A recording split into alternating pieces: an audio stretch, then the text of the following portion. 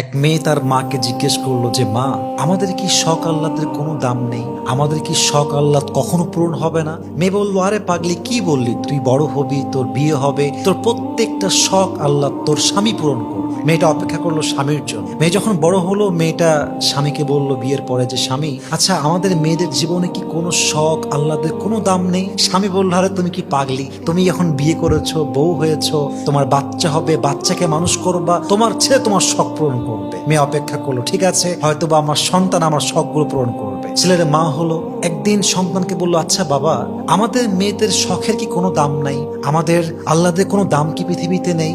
সন্তান বলছে, মা তোমার কি মাথা খারাপ? তোমার বয়স হয়ে গিয়েছে, তোমার এক পা কবরে ঢুকে গিয়েছে, তুমি এখন আল্লাহ বিল্লাহ করবা, কবরের ফিকির করবা। তখন মেয়েটা বুঝতে পারলো যে আসলে পৃথিবীতে নারীদের শখ বলতে কিছু নেই। পৃথিবীটা নারীদের আহ্লাদ পূরণের জায়গা নয়। নারীদের প্রথম এবং শেষ ঘর কবর ছাড়া আর কিছুই হতে পারে না। ঠিক কিনা বলেন?